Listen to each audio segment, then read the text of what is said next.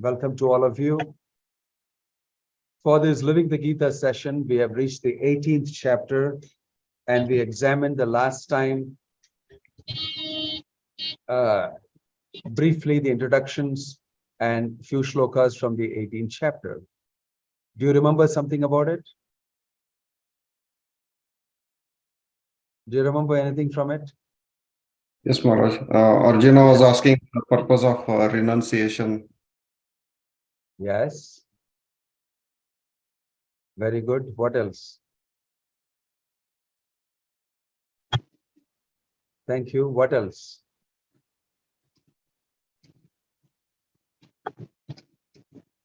Anybody else has got any other memory of highlights of what we did last time?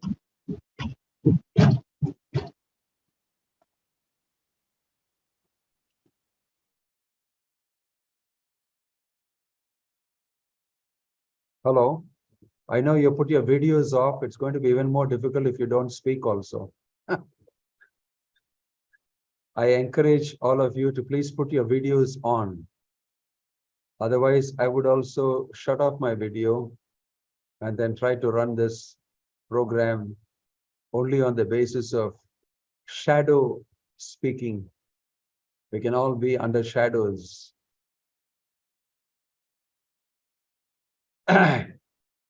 Bhagavad Gita is a very personal text. Krishna personally spoke to Arjuna. He was not hiding behind some scenes. And there was a personal conversation, and sometimes it's required for us to be a little personal also. It does not matter what type of situation you are in. You can Zoom affords many things that you could do to change your situations. But please put on your video. That's the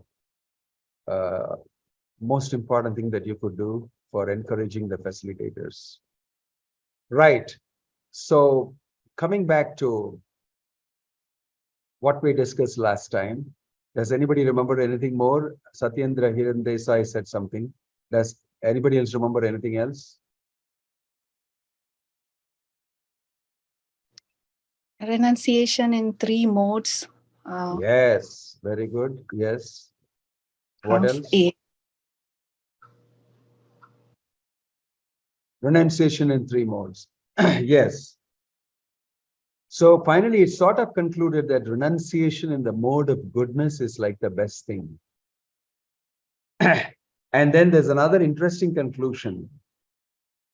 Krishna is saying in Shloka 11 that nobody is asking you to stop work itself, but give up the fruit of the work is the real meaning of renunciation.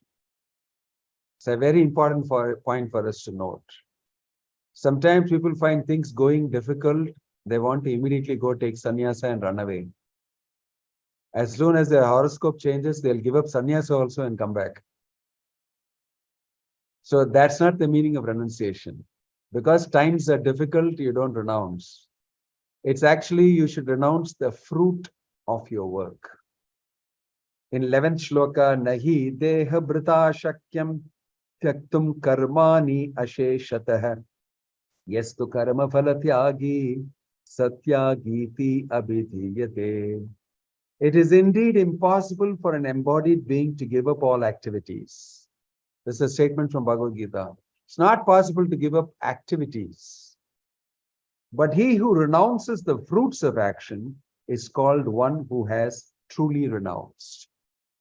You must understand what's the meaning of this. We are all very attached to the fruits of our activities. We are trained like that from the younger days, from school, from college, from workplaces.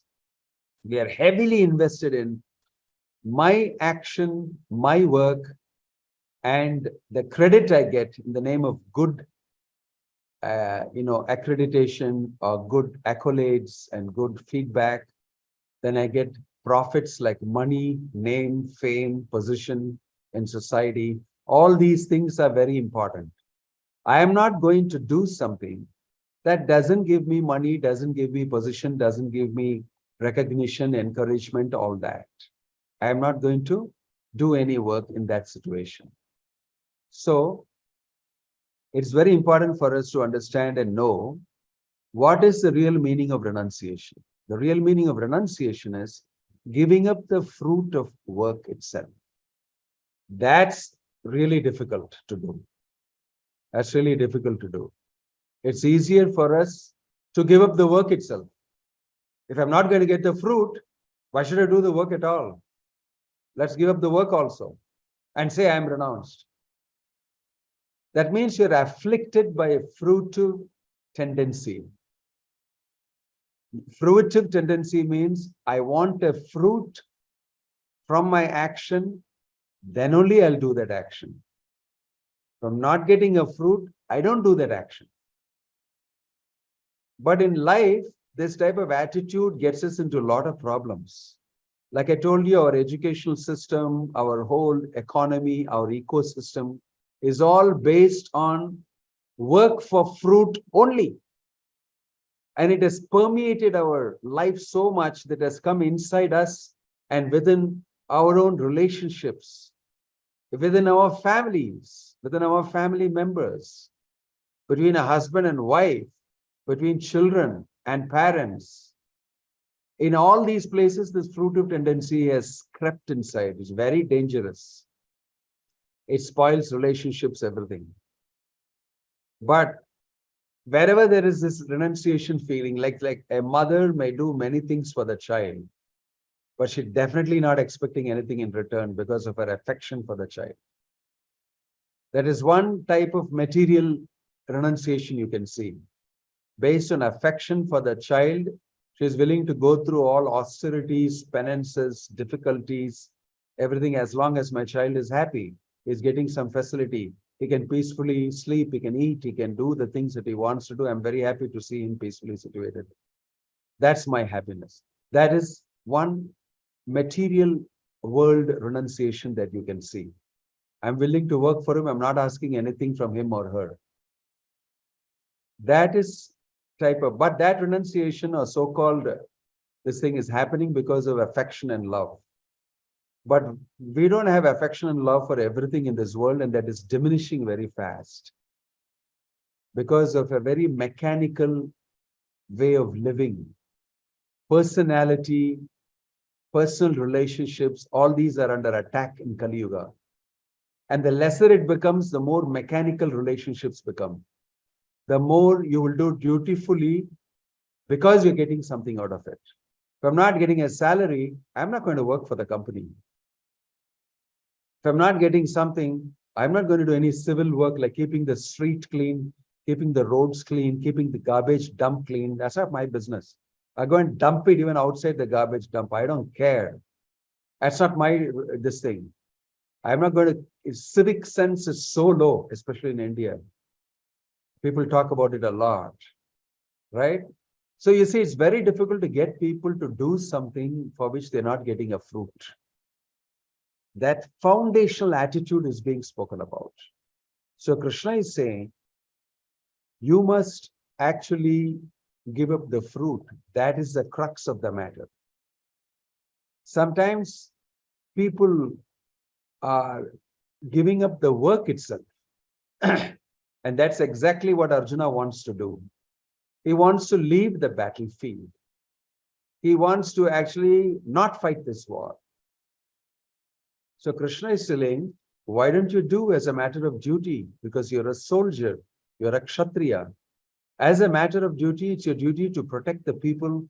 You do it, leave up all the loss and the gain and the victory or the defeat. Sukha dukkha samay kritva, labhav alabhav jaya ajayo, tato yuddhaya yujjasva naivam papam avapsasi. Jaya ajaya, victory or defeat. Labho alabho, profit or loss. Why don't you simply fight because you're a soldier and because you're under command and you've been told to do so? Just do it. Why don't you do that? It's your duty to do it as a Kshatriya. Then he speaks on different levels of renunciation and duty. And he's also telling you, do it as something for me. Tasmat sarveshu kaleshu ma manusmara yudhyacha. You think of me and fight. Not only that, you do it as an offering to me. Yajñartat karmano anyatra lokoyam karma bandhana. Tadartam karma kaunteya mukta sanga samachara. Yajñartat karmana. For the sake of Vishnu, you must do work. It's not a loss for you. It is completely spiritual. And it's always going to be. In this way, in various levels of renunciation, Krishna explains this to Arjuna. So here, in the 11th shloka, we see that being capped up. And at least you must work in the mode of goodness without attachment and desire. So then in the 12th text, Anishtam Ishtam Mishram Chat Trividham Karmana Phalam Bhavati Atyaginam Pretya Nattu Sanyasinam Kvachit. For one who is not renounced, the threefold fruits of action, desirable, undesirable, and mixed, accrue after death. But those who are in the renounced order of life have no such result to suffer or enjoy. So if you're not renounced in this world when you die, there are many things that you like and you don't like, and you've been asked to do certain things that you like and you don't like that result, etc. All these things. Mishram, amishram, mixed and that feelings. You will accrue karma results in your next life. And you may have to suffer and enjoy. That means suffer means doing things which you don't like to do. Suffering things. And those things that you like to do materially, and it gives you enjoyment and satisfaction and all that, that also will be part of karma. So at the end of life, you will get Trividham Karmanah Phalam. 3 types of karma phala you will get. What is that? Anishtam, Ishtam, Mishram. Anishtam means what you don't like. Ishtam means what you like. Mishram means a mix of these 2 things. These are the 3 types of karma phala you will get when you die. And now we are forced to go through those type of things in this lifetime also. There are many things you don't like to do, but you have to do. There are many things you like to do, but you can't do it for too long. Right? So these are things you're forced to do and you're wondering why. And then you have this philosophy of satisfying yourself in some way, and you have some funny type of radicalization or rationalization in your mind, and you manage and somehow go through. But Krishna is saying you can get out of this whole thing by renunciation.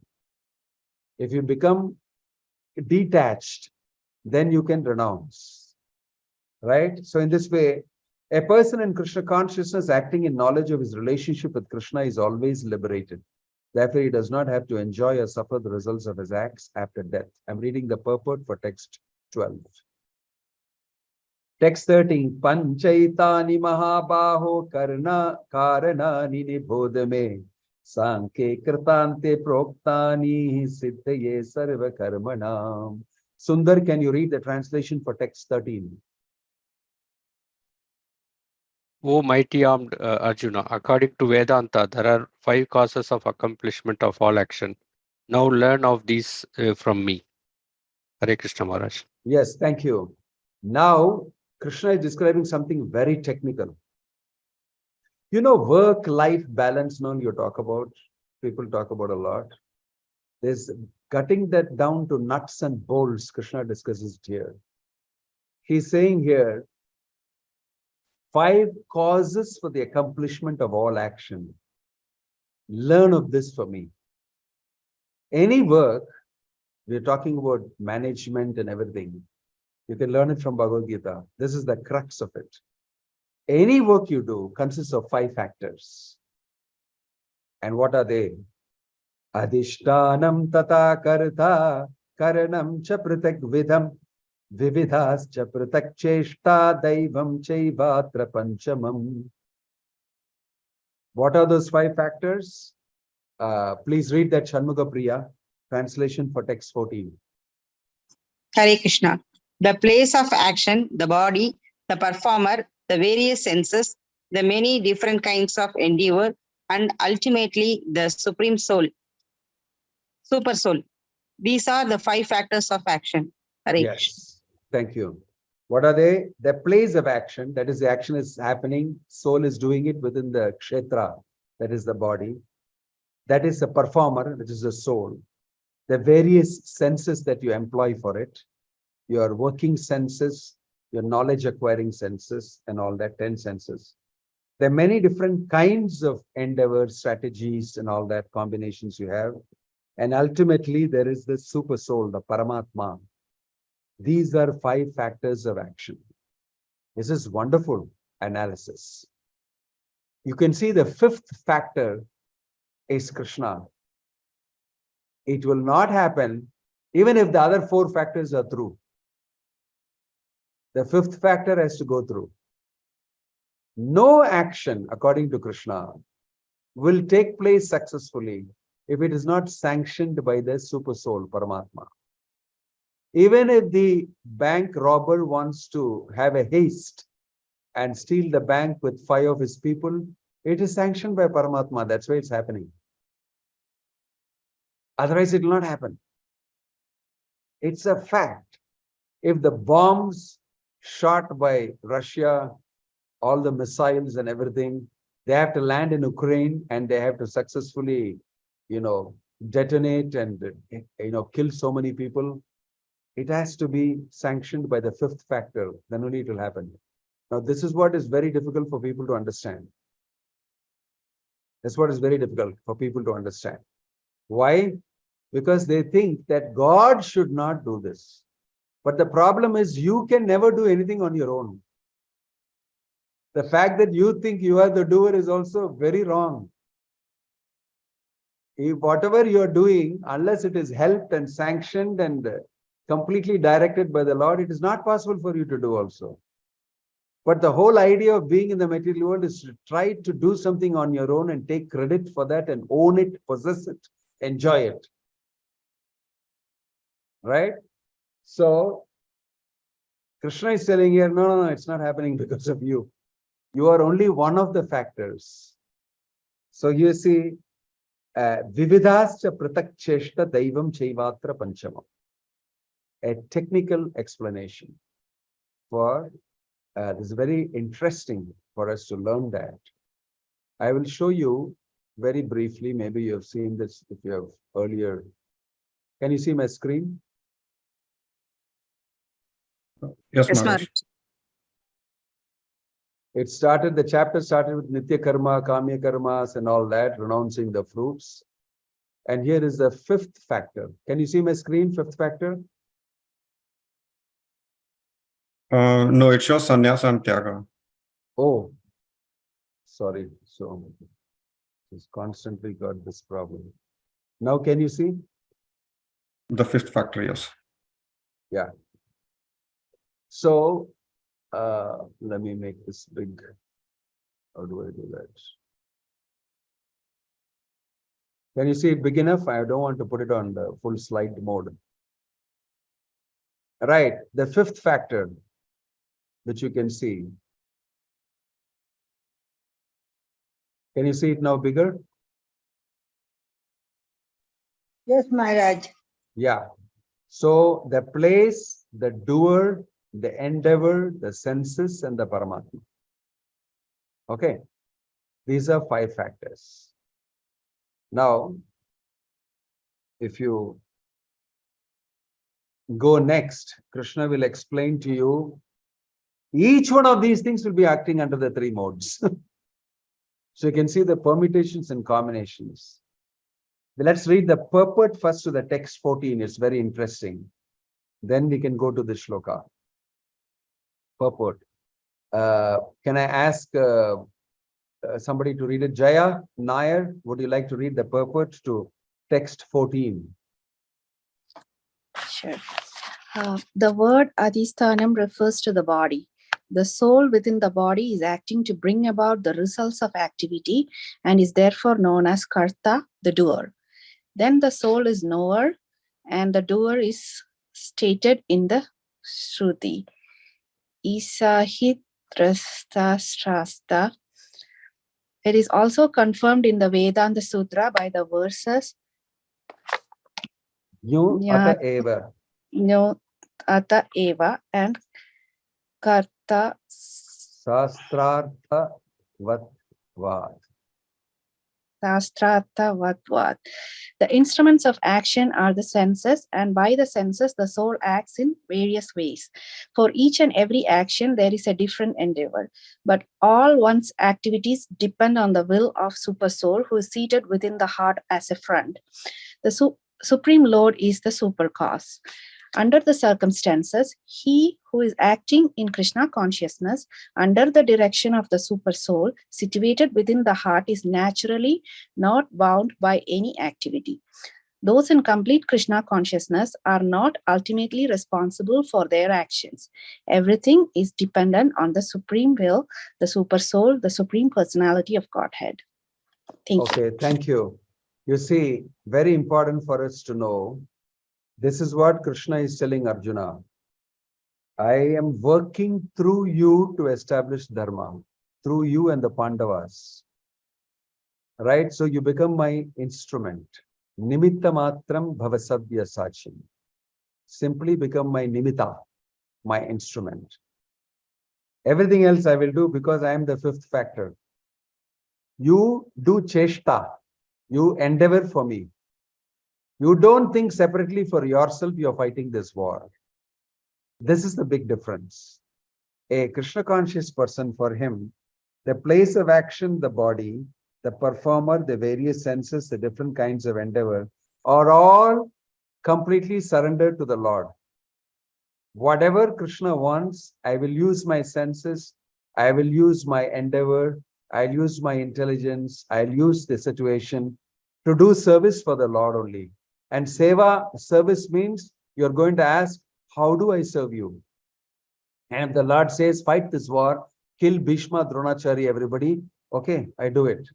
I'm not going to go and think, they are my relatives, he's my grandfather. Very well, Krishna knows that. Very well, Krishna knows that. So you can imagine Arjuna, how renounced he must have been to first of all try to run away from the battlefield because I have to fight against Bhishma and Dronacharya. That was his feeling. Then after Bhagavad Gita, he does exactly what he did not like to do first. Why he did it? Because he is fully renounced. I do it because Krishna wants it so. So is he renounced or not?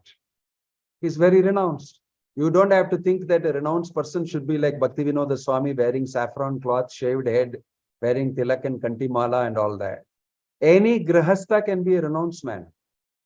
If he acts like Arjuna, Arjuna is a grihastha, a kshatriya. He has got children. His son Abhimanyu just died on the battlefield. He is going to die on the battlefield. Now Bhagavad Gita is being spoken. Then Ashwatthama killed the sons of Draupadi. There are lots of things he faced. But all along he said, no, everything I'm doing for Krishna. So I will continue to do. It is not that repeatedly Krishna had to keep on speaking Bhagavad Gita to him for every instance after that. He may have had to do a little consoling this, that, but Arjuna went ahead and said, I'm doing it for Krishna. That is the important factor, the fifth factor. Okay. So next in 15th shloka, Shariravan mano biryat karma prarabhate naraha nyayam va viparitam va panchaite tasya hetavah. Sandhya, please read the translation to text 15. Hare Krishna Maharaj. Whatever right or wrong action a man performs by body, mind, or speech is caused by these 5 factors. Okay, thank you. These 5 factors, that is place of action, performer, various senses, different kinds of endeavor, and the super soul. Right or wrong? Now you'll ask, wrong also? Krishna is involved as super soul.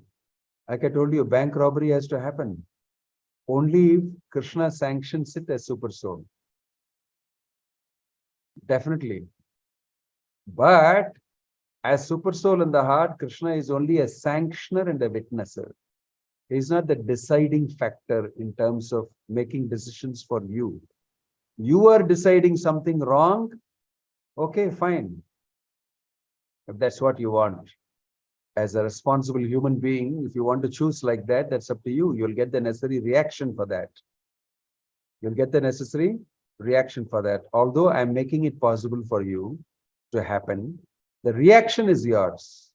So super soul only is one of the factors of action. He's neutral. He's very neutral. You must understand that.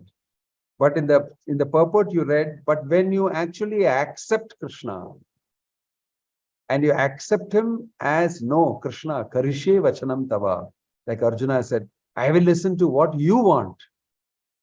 Then the fifth factor becomes everything. Whatever Krishna wants will happen through you. That's what Arjuna did. That is perfection of action, perfection of work. All right. Now, 15, you will see Shariravan mano viryat karma prarabhate narah. I'm sorry, I already read that. The words right and wrong, I'm reading the purport, are very significant in this verse. Right work is work done in terms of prescribed directions in the scriptures, and wrong work is work done against the principle of the scriptural injunctions. But whatever is done requires these 5 factors for its complete performance. 16. Tatraivam sati kartaram atmanam kevalam tuyah pashyati akrita buddhitvan nasa pashyati durmatihi. Translation. Shalini, can you read the translation for text 16? Yes, Maharaj. Therefore, one who thinks himself the only doer, not considering the 5 factors, is certainly not very intelligent and cannot see things as they are. Thank you, Maharaj. Thank you. So, whom is Krishna speaking about? One who thinks himself the doer, not considering the 5 factors. Who is he speaking about? The non-devotee. All of us, you and me. All of us, you and me, because most of the time we don't think like this. We don't think like the Krishna is ultimate order. This thing, I'll follow him. We don't think. Every day we think I am the doer. To the extent that you're a devotee, to that extent you're not thinking. But a lot of the time we think our the doer. And so Krishna is saying, not very intelligent and cannot see things as they are. We'll get into trouble because of that attitude of thinking that I am the doer. Ahankara vimudhatma kartaham iti manyate prakrite kriyamanani gunai karmani sarvashah. Krishna explained this earlier also in a different context. Here he's explaining a different context that similar, I should say, in terms of explaining the 5 factors. So text 17, yasya nahankrito bhavo buddhiryasya na lipyate hatva pisa imalam lokan nahanti na nipatyate. Very fine tuning Krishna is doing and explaining the attitude, the psychology of a person who gets stuck, and a psychology and attitude of a person who does not. And why? Translation for this. Dr. Sati Kumari Amma. Would you read the translation for text 17? And you have to unmute yourself first. We can't hear you. Hare Krishna Maharaj. Yeah. One who is not motivated by the false ego, whose intelligence is not entangled, though he kills men in his world, doesn't kill, nor is he bound by his actions. Hare Krishna. Thank you. Thank you. Very profound statement. Now Krishna is answering, even if you kill the Kauravas, Bhishma, Dronacharya, everything, actually you're not killing. Why? Because in these 5 factors, you'll see you're not acting for yourself. And your intelligence is not entangled like it was, or you're arguing for it. So since if you do it for me, you are not the reason for doing it. So karma will not accrue to you. You will not be afflicted or bound by your actions, even though you kill. So that very nicely explained by Prabhupada in an example. It says that a soldier is killing on behalf of the army, behalf of the country, on the order of the general, the captain, or whoever it is. So actually, when the soldier kills, fires bullets, people fall down and die. He is not getting the karma for it. He's not getting the karma for it. Because he is acting under order. Now, if the same soldier goes home, gets drunk, fights with his wife and with his neighbors, then kills the neighbor or something, saying, what do you think? I'm a soldier on the battlefield, I've handled guns, you're playing the fool with me, and he shoots. Now he will be arrested or not? He cannot say, I'm a soldier, I'm used to shooting people. Can he say, I'm a soldier used to shooting people, therefore I shot my wife and my neighbor's wife? He cannot. You understand the difference? There you're shooting on the battlefield on order of the country, on the order of the army, on the order of the general or the captain or whoever it is, admiral or whatever it is. And so your job is just to shoot. You become part of a machinery and you shoot. And you come back and you take rest, you eat your food, and tomorrow morning again you go and shoot. And sometimes you may get shot and you're dead. Anything can happen to you. But that you don't get the karma personally. But if you come home and you think you're a great soldier who can handle guns and use it on your poor, children, wife, and your neighbors and all that, in anger, in some funny mood, or you're drunk or whatever, you're finished. You will immediately get jailed. You'll be thrown out of the army. And you'll have to give a life imprisonment or you'll be killed or hung. You get the reaction immediately.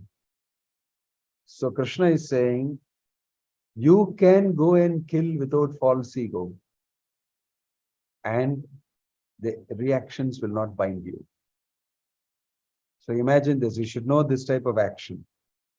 Jnanam jneyam parijñāta trividha karma chodhana karanam karma karteti trividha karma sangraha.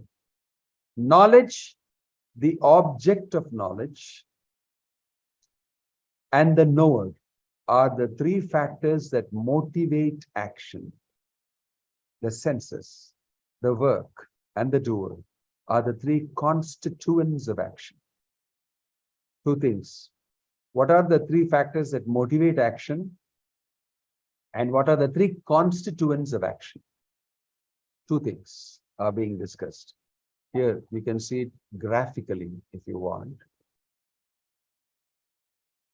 Motivator, worker, and work is there. What motivates action is knowledge, an object of knowledge, and the person who knows it. Jnanam, Jneyam, Jnanagamyam. We have knowledge about something, and then we know the object of that knowledge. Then we are the persons who know about it. So the three things involved: the knower, the knowledge, and the object of knowledge. This is motivating factor for action. For a child in the house in the summer holidays, knowledge that my mother has bought some goodies for me to eat because it's holiday time. She came from her mother's house and I saw a lot of stuff she has brought from there. Grandmother has sent many things for eating. This they see when mother comes home.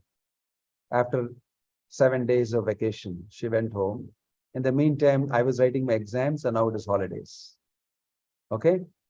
Mom has bought this stuff, that stuff, everything. I've seen it. This is knowledge. But you've not yet enjoyed it. The object of knowledge is that varieties of things, all the things. There is gulab jamun, there is some murku, there is some that stuff, this laddu, this thing, that thing, everything. I have seen it. I went on a sly and opened the cupboard and saw it. It's there. But till mom gives it officially, I cannot enjoy it. Object of knowledge and knowledge is there, and the knower is you. And you're already salivating in your mouth. When the hell will mom give it to us? This is motivating factor for me to eat that. Isn't it? It actually may even motivate me to act by stealing it in the dead of the night and going and sitting there and eating it after everybody is gone to sleep, because my mom is thinking tomorrow I'll give for breakfast, and this thing today I just arrived and it's okay, like that. I'll take rest tonight. But the boy cannot wait. So because he's motivated to enjoy that, he will act. He will open the cupboard when the mom has gone to sleep. She's very tired. He'll rip open the thing and start eating. I'm hungry. I want to eat it now. Isn't it? Because he has knowledge about the stuff. He has knowledge about where it is. And he has the details of what all different dishes and things are there together. And he knows it. So he is going to act. This is called motivation. I'm giving a very crude example. Then constituents of that action. Karma, karanam, senses, karta, the doer. These are three the same from the five. These are you need all these things to actually act. You should be there yourself, karta. The doer should be there. Karanam, your body and senses should be fit for you to do that. Then there is that activity itself called karma. Yourself, your instruments, that is the senses, and you should know how to systematically act. These three are constituents of that action. This is becoming very technical. To this level of technicality, the Bhagavad Gita is explaining work. It's explaining work. You must appreciate that. So, knowledge, the object of, and in object of knowledge, and the knower are three factors that motivate action, whereas the senses, the work, and the doer are three constituents of action. There's an interesting purport that Prabhupada gives that I will read and then we will stop there. There are three kinds of impetus for daily work: knowledge, the object of knowledge, and the knower. The instruments of work, the work itself, and the worker are called the constituents of work. Any work done by any human being has these elements. Before one acts, there is some impetus, which is called inspiration.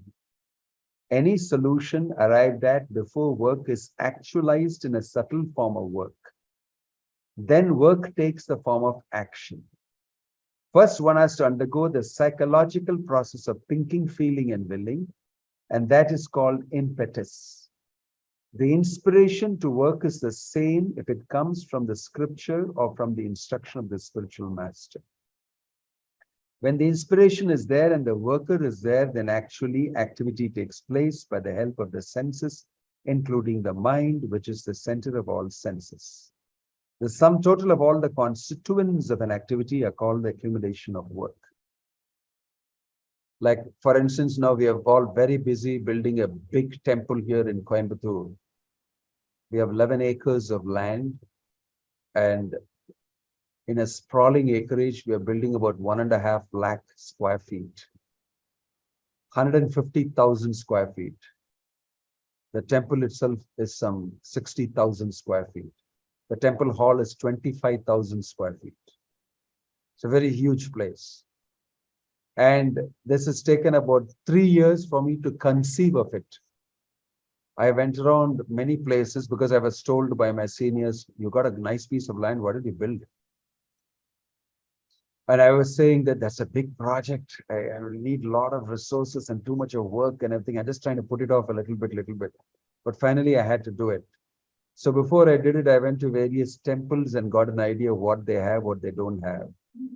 And then I'm thinking about how it should look, who are the type of people who will come, what is the type of environmental situation here, what are the other type of temples and organizations, what are they doing, how mine is different, what is my final product that I want to get from this temple. I studied all these things in my head and then I wrote it down.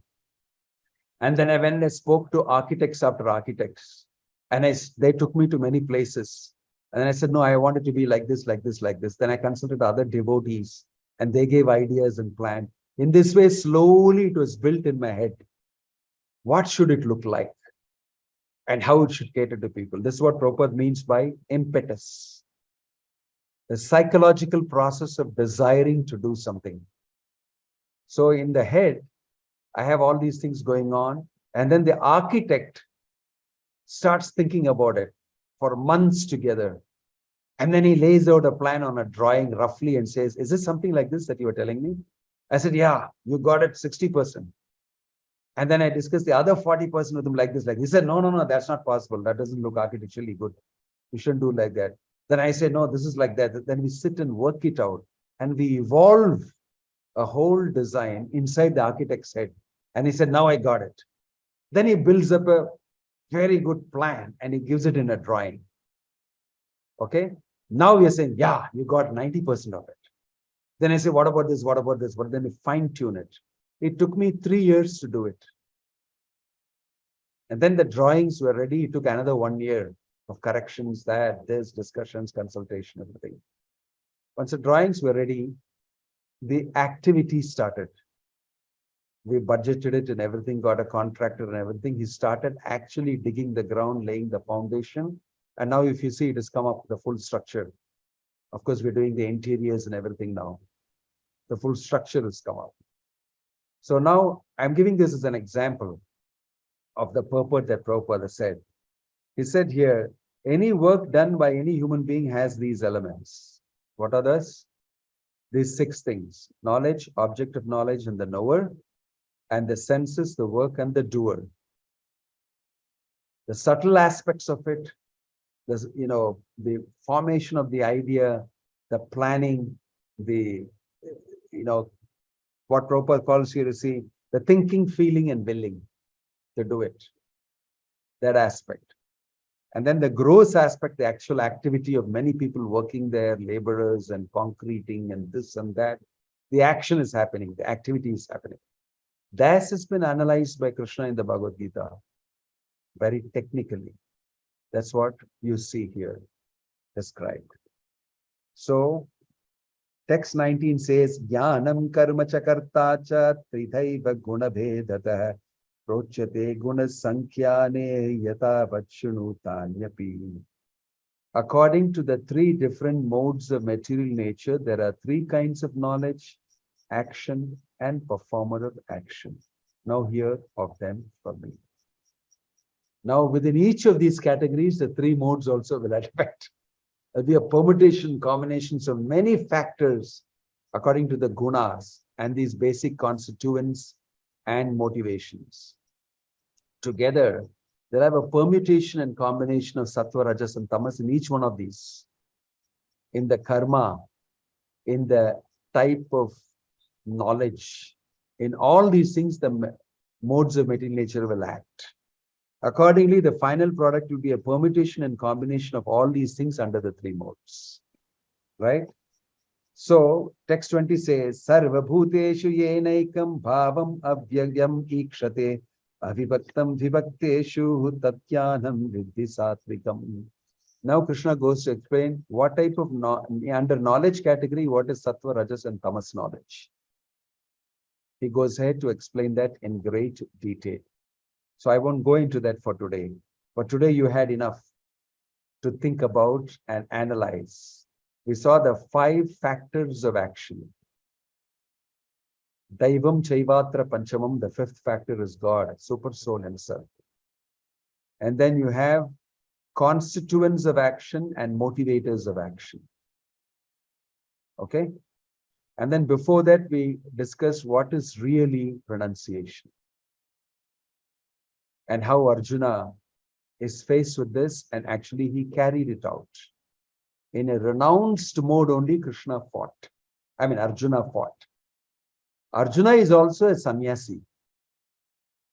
On the battlefield with arrow, with bloody battle, with heads being chopped off, arms and legs being chopped off, people being shot by the arrow and dying and wailing. He did renounced devotional work for Krishna. He is a sannyasi on the battlefield.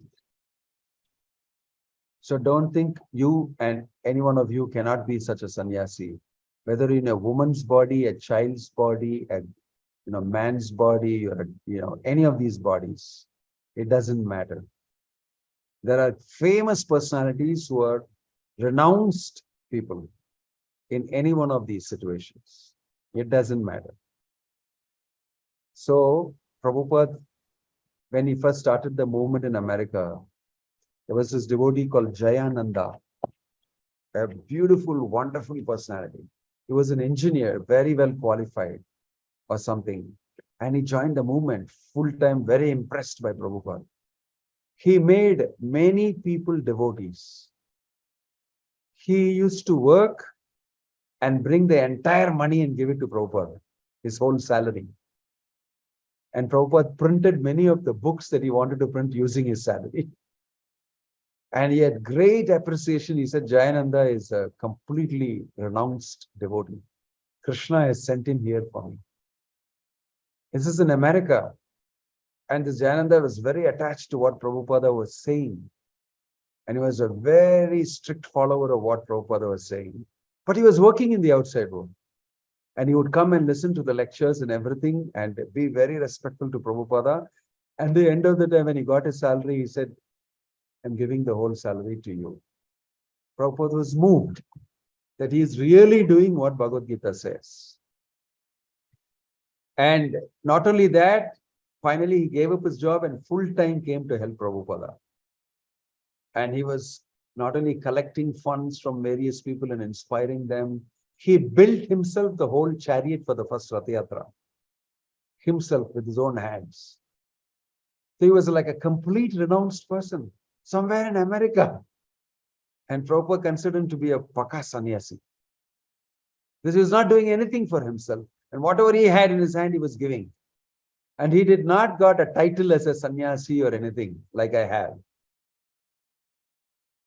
He was a sannyasi. And I know of many devotees in our movement, even outside of our movement, who are so renounced. They live by some very simple means, and some of them are very rich. And they just hand over their money also to good causes like this. And they live a very simple life. They are actually very, very renounced. Right? So the meaning of renunciation, what it means, you must understand. Anybody can be renounced. Even Yudhishthira Maharaja, who was a king and he was enjoying great opulence around him in a fantastic palace, he was like a sannyasi, renounced. Whatever a king is allowed to enjoy, he was enjoying. But even that, he was keeping to the minimum. But everything else, he was completely focused on satisfying Krishna. So he's a sannyasi. He's a sannyasi. All these Pandavas were like that. Very principled, very disciplined, completely conducting life according to Krishna's instructions in the Bhagavad Gita and offering everything to Krishna. And he may be a warrior, a Kshatriya, he must be that, this, does not matter. Does not matter. For serving Krishna, you can renounce in any situation and circumstance. Okay? So these are very interesting summaries now. The first 6 chapters of the Bhagavad Gita deal with Karma Yoga and Karma. That has been summarized here in the 18th chapter in the beginning. Now you will see Jnana will be discussed next. Jnana Yoga will be discussed. Because in the 18th chapter, everything that was said previously will be summarized by Krishna and more Paka details will be given. Okay? Please read the remaining shlokas, at least the next 10 shlokas. I have finished for you from to 19, from 20 onwards, you should read the 10 shlokas for the next session. Okay? Any questions or any comments?